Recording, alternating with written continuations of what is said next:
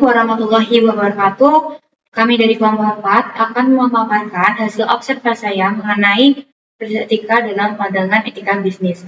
Perkenalkan, nama saya Beliana Cendramala dengan NIM 2310111114. Saya Nabida Balisa Aulia dengan NIM 2310101121. Saya Hana Monika Dita Amalia dengan NIM 2310111025. Saya Hana Dewanti dengan NIM 2310111053. Saya Syarif Khan 2310111127. Etika bisnis adalah cara-cara untuk melakukan kegiatan bisnis yang mencakup seluruh aspek yang berkaitan dengan individu, perusahaan, industri, dan juga masyarakat. Etika bisnis juga merupakan studi yang dikhususkan mengenai moral yang benar dan salah. Studi ini berkonsentrasi pada standar moral sebagaimana diterapkan dalam kebijakan institusi dan pelaku bisnis. Kemudian, krisis etika. Krisis etika adalah krisis di mana suatu organisasi dinilai telah melakukan kesalahan karena etika yang buruk. Apa yang mengubah krisis bisnis menjadi krisis etika seringkali adalah keengganan awal untuk menerima tanggung jawab atas tindakan yang salah tersebut. Masyarakat juga akan menilai keengganan menerima tanggung jawab ini sebagai tanda buruknya etika. Kebanyakan organisasi pada akhirnya menyadari bahwa tidak akan lepas dari tanggung jawab dengan menyangkal hal tersebut. Namun, kredibilitas mereka akan terpuruk.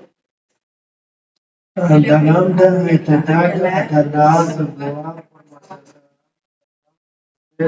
perbatasan antara Yang yang mungkin etika dan benar tidak mutlak dari sudut pandang dari sudut tidak. Selanjutnya adalah stakeholder. Stakeholder manajemen aspek penting dari strategi organisasi dan melibatkan identifikasi, pelibatan, dan pengelolaan individu atau kelompok yang dapat mempengaruhi atau dipengaruhi oleh tindakan organisasi.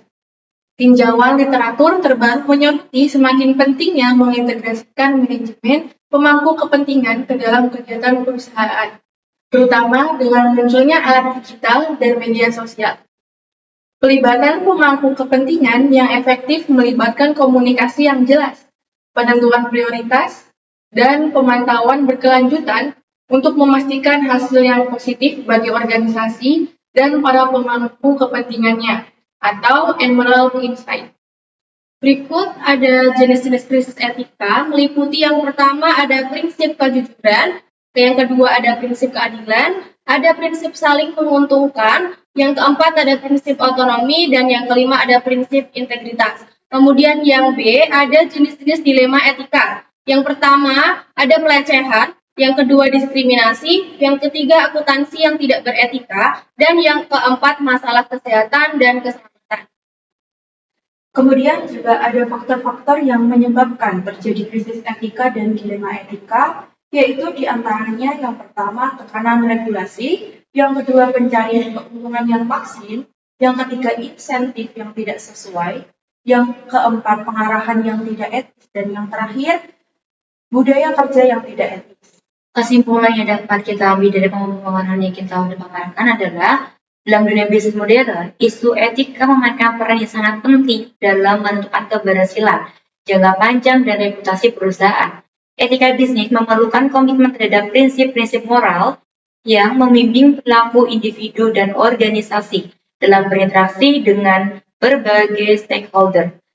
Krisis etika seperti skandal korporasi seringkali muncul dari ketidakpatuhan terhadap standar etika yang ada dan dapat merusak kepercayaan publik serta hubungan dengan stakeholder. Dilema etika adalah situasi di mana tidak ada pilihan yang jelas, benar atau salah, melainkan terdapat konflik antara nilai-nilai yang berbeda. Dalam menghadapi dilema ini, pengambilan keputusan yang tepat memerlukan kerangka kerja yang kuat dan pemahaman mendalam tentang konsekuensi potensial dari setiap pilihan. stakeholder termasuk karyawan, pelanggan, pemegang saham, dan komunitas memiliki kepentingan yang seringkali beragam dan terkadang bertentangan, yang menambah kompleksitas dalam pengambilan keputusan etis. Berikut ada pemaparan dari kelompok kami. Sekian, terima kasih. Wassalamualaikum warahmatullahi wabarakatuh. Dokumentasi YouTube.